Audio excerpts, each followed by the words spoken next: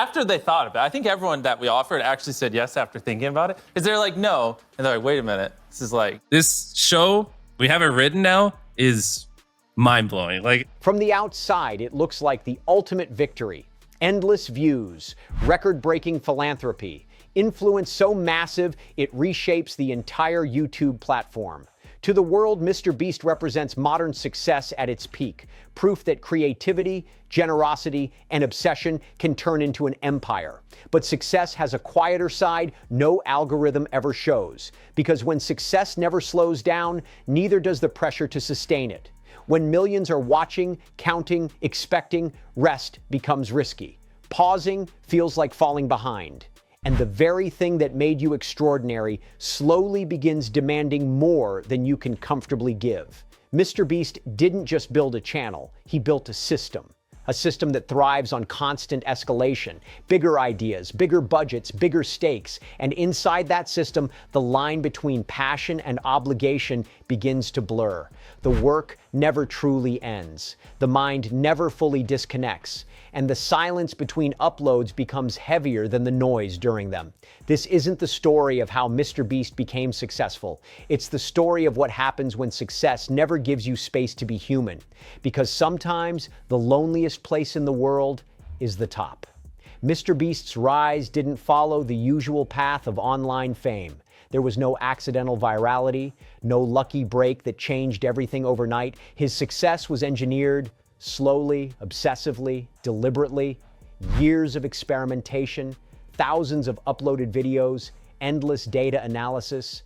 While others chased trends, he studied the platform itself, learning how attention works, how curiosity forms, how retention is built second by second. That level of focus comes with a price. Long before the money, before the giveaways, before the world knew his name, MrBeast was already living in isolation. While people his age were building social lives, he was studying thumbnails. While others were resting, he was rewriting scripts. While most creators balanced YouTube with life, he made YouTube his life. At first, that sacrifice felt justified. Obsession felt productive. Isolation felt temporary. Success was the finish line where balance would return. But success didn't arrive as a finish line. It arrived as acceleration. Each breakthrough raised the standard. Each viral hit reset expectations. What once felt extraordinary became the new baseline. And suddenly, stopping didn't feel like rest. It felt like risk. Because when your relevance depends on momentum, stillness becomes dangerous.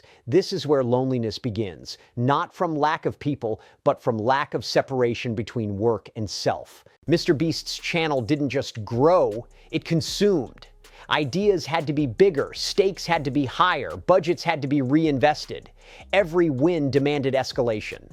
The audience didn't ask for it explicitly, but the algorithm rewarded it relentlessly. And algorithms don't care about burnout. They reward consistency. They reward novelty. They reward obsession. So obsession became strategy. As the scale increased, so did responsibility.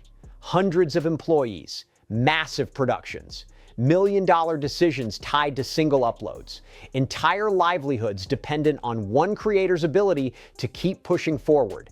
At that point, YouTube stopped being a personal project and became infrastructure. And infrastructure doesn't get days off. This kind of pressure reshapes relationships. Conversations revolve around logistics. Friendships blur into professional roles. Trust becomes operational rather than emotional. Even moments of celebration feel incomplete because the next video is already waiting. Loneliness at this level doesn't mean being alone in a room.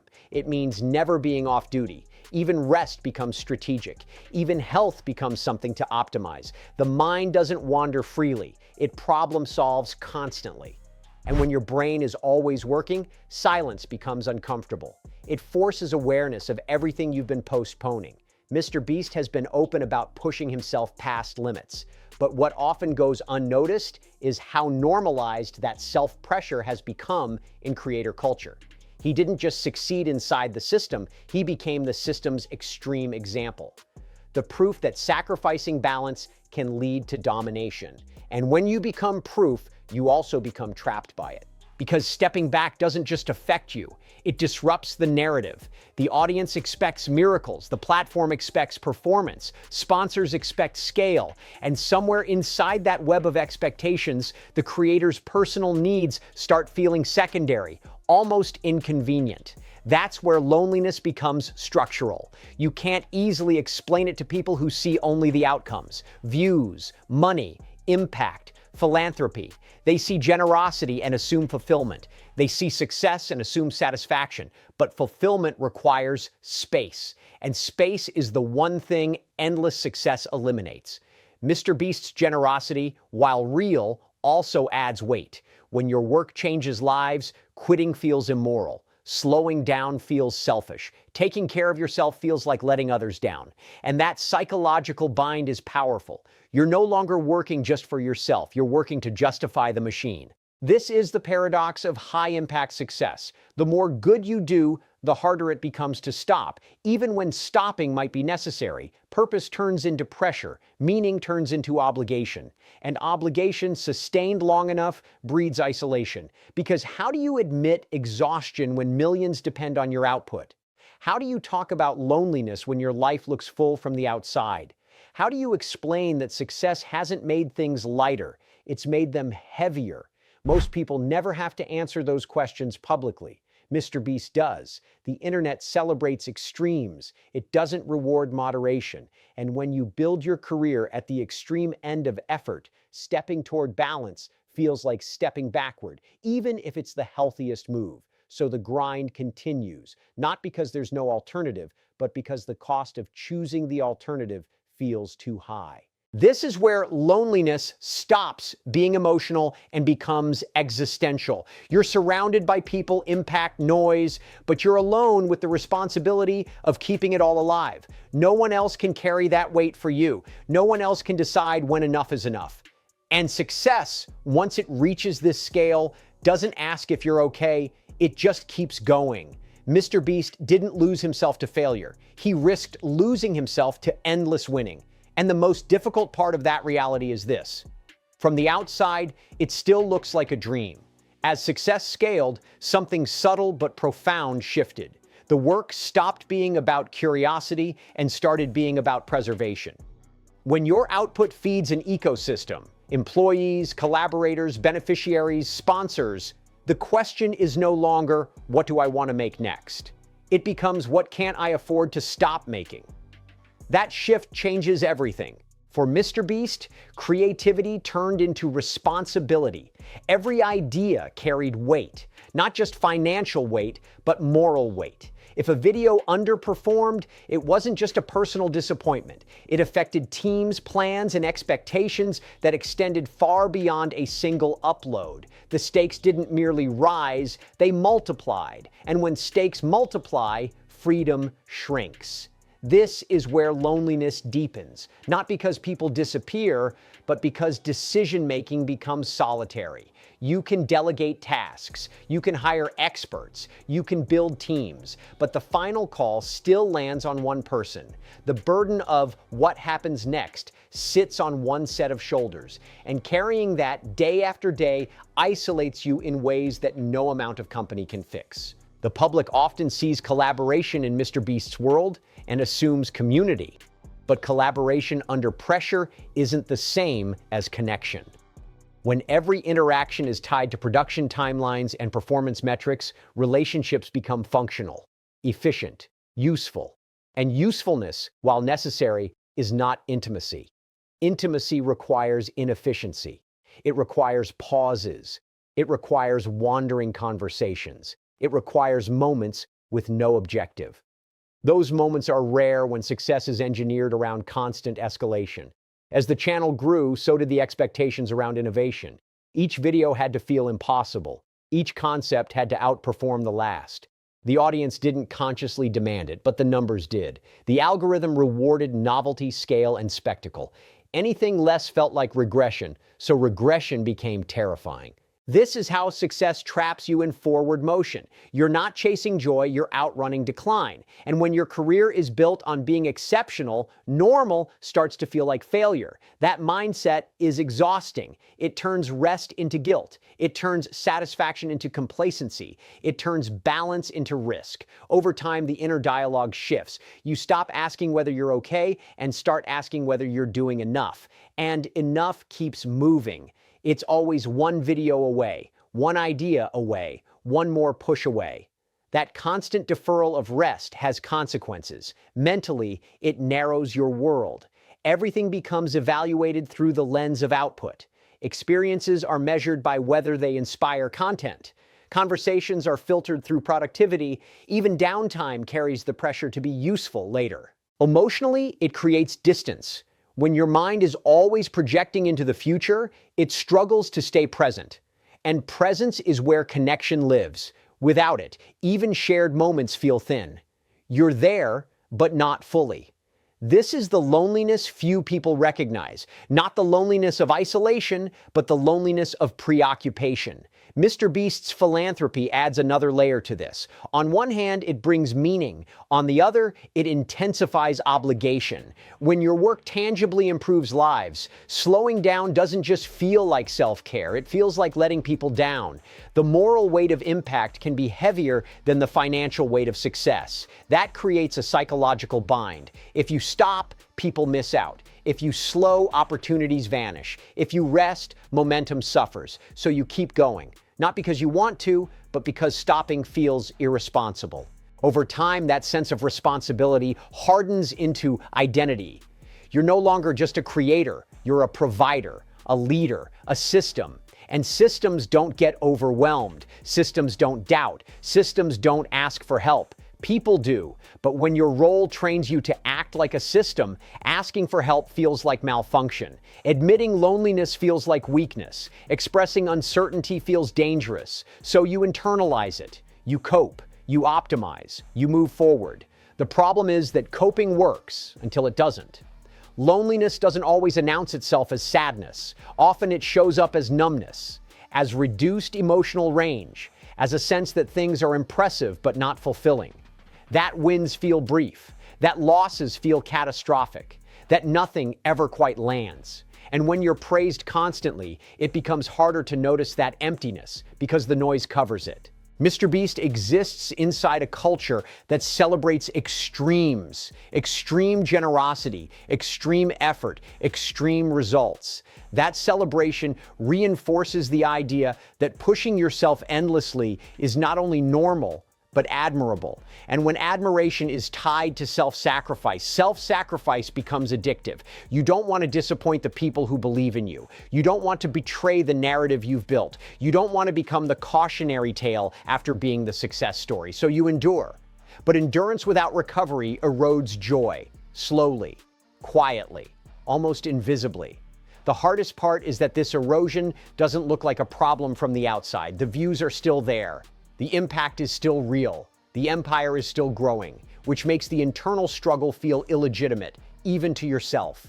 You start thinking, what right do I have to feel this way? And that thought alone can isolate you further, because when you invalidate your own experience, you cut off the one place you could have started healing from yourself. This is why the loneliness behind endless success is so difficult to address. There's no obvious fix, no clear exit, no socially acceptable way to say, I've won, but I'm tired. The world doesn't know what to do with that sentence. So the grind continues.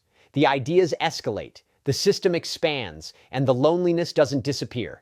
It adapts. It becomes quieter, more normalized, more deeply woven into daily life.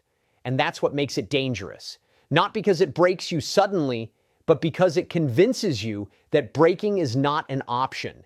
And when success never lets you stop, the question isn't whether you're alone. It's whether anyone would recognize it if you were. By the time success reaches this scale, it no longer feels like something you do. It feels like something you carry. And carrying it every day reshapes how you think, how you relate to others, and how you experience yourself when no one is watching. At this level, loneliness isn't about absence. It's about compression. Everything has to fit inside performance. Your curiosity has to serve the next idea. Your energy has to support the next shoot. Your emotions have to stay regulated enough not to disrupt momentum. There's very little space left for messiness, and messiness is where humanity usually lives. One of the quiet consequences of endless success is how it changes your relationship with time. The future becomes louder than the present. You're always thinking ahead. Next video, next escalation, next risk. The mind rarely settles. Even moments that should feel satisfying get rushed past because there's always something more urgent waiting. This creates a strange emotional dissonance. You're achieving things most people will never experience, but you're rarely allowed to experience them fully. Celebrations become checkpoints. Wins become data points. Gratitude becomes assumed rather than felt. And over time, the nervous system adapts to constant stimulation by dulling response. Not because you don't care, but because caring deeply about everything would be unsustainable. So emotional volume gets turned down.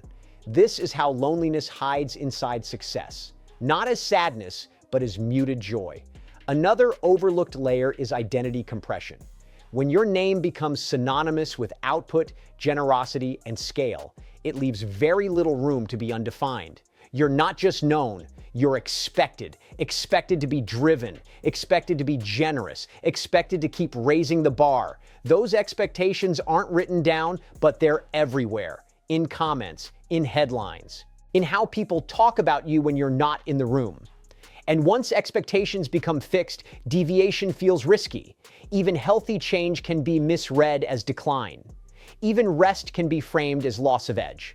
So you stay aligned with the version of yourself the world recognizes, even if you've internally outgrown it. That misalignment creates quiet tension. You start to feel like you're performing yourself rather than being yourself. Not in a fake way, but in a constrained one.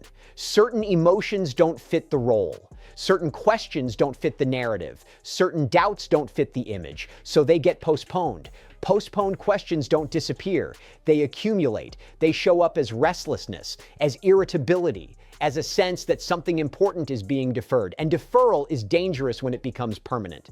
Another dimension of loneliness at this level is moral isolation. When your decisions affect large numbers of people, ethical weight increases. You're not just choosing what's best for you, you're choosing what's best for the system you've built. That means even personal decisions get filtered through impact. Should I slow down if it affects employees? Should I change direction if it disrupts livelihoods? Should I step back if people depend on this momentum? Those questions don't have clean answers. And carrying them alone, because ultimately the final responsibility rests with one person, creates a unique form of isolation.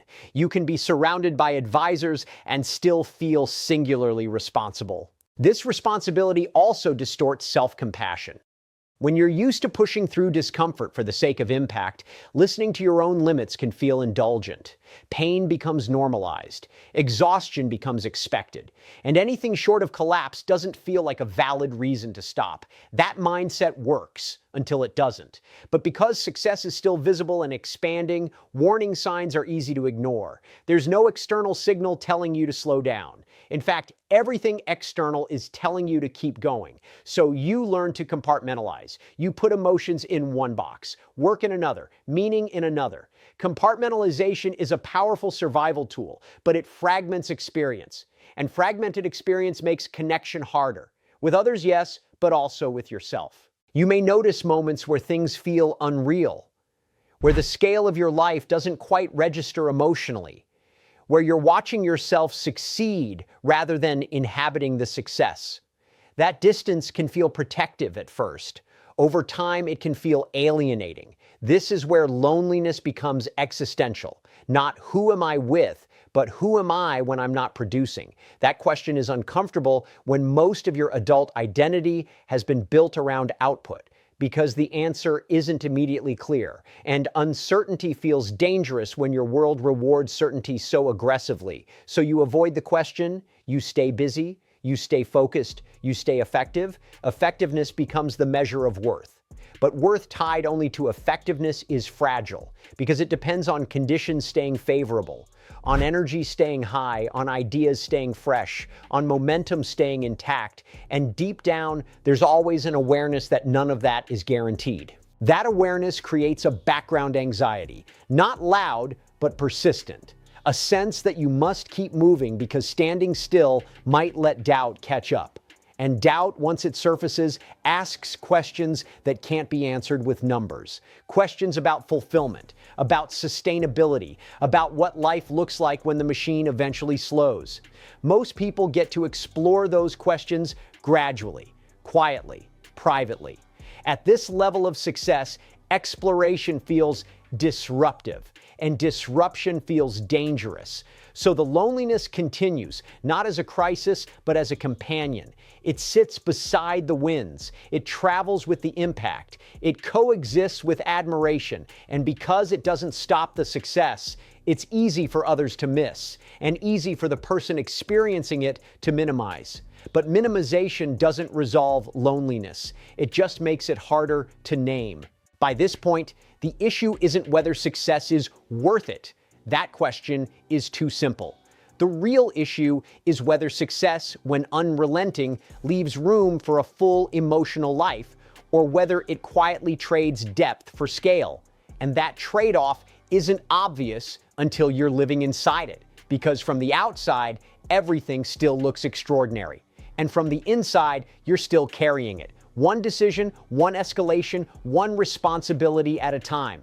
At a certain point, the question is no longer how much more you can achieve, but how much longer you can live this way without losing something essential. Not success, not relevance, but presence. This is where the loneliness behind endless success becomes clearest. Because loneliness isn't always about not being understood by others. Sometimes it's about not being understood by the life you've built. When your days are structured entirely around output, deadlines, and escalation, there's very little space left to ask whether the pace still aligns with who you are becoming. For MrBeast, the machine works almost too well. The numbers confirm it. The impact proves it. The audience rewards it, which makes questioning it feel unnecessary, almost irrational.